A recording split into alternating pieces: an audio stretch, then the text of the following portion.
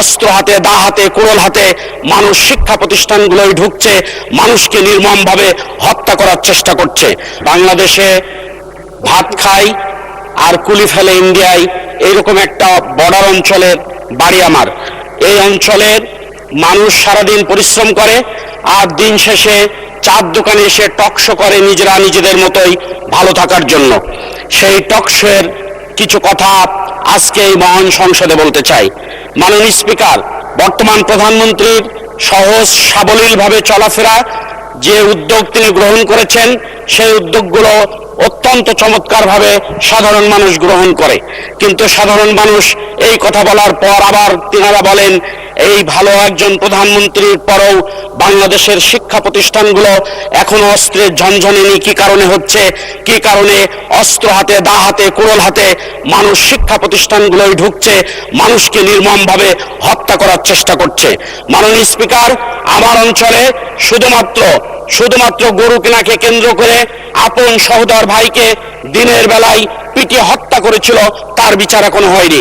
এই রোজার মাসে ইফতারি করার পর আপন সহোদর হাসাদা বাজারে দুই ভাইকে হত্যা করেছে, তার বিচার এখনো হয়নি। শুধুমাত্র ইটের প্রাচীর দেওয়াকে কেন্দ্রে একজন আরেকজনকে দিনে দুপুরে হত্যা করে ফেলেছে, সেই বিচারও এখনো হয়নি।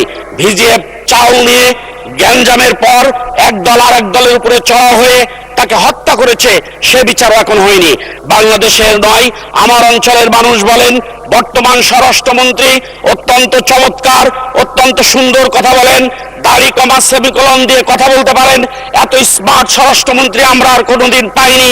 কিন্তু আইন শৃঙ্খলা পরিস্থিতি তিনি নিয়ন্ত্রণ করতে পারছেন না কি কারণে, এই জাতি সেটা জানতে চাই। সম্মানিত মাননীয় স্পিকার, আমার অঞ্চলের মাদকের ভয়াবহতায় আমাদের সন্তানগুলো দিনের পর দিন নষ্ট হয়ে যাচ্ছে। তাদের বুকের হাড় বেরোনো এবং তাদের চাপা ভাঙা দেখলে মনে হয় তাদের মাজা থেকে প্যান্টটাও পড়ে যায়, এরকম একটা পরিস্থিতি হয়েছে।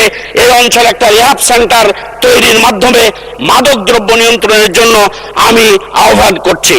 আমার অঞ্চলে দুটি উপজেলায় ডিগ্রি কলেজ দুইটি আছে, কিন্তু মাননীয় স্পিকার, স্বাধীনতার 54 বছর পার হলেও আমার সেই দুটো ডিগ্রি কলেজ এখনো জাতীয়তাকরণ করা হয়নি।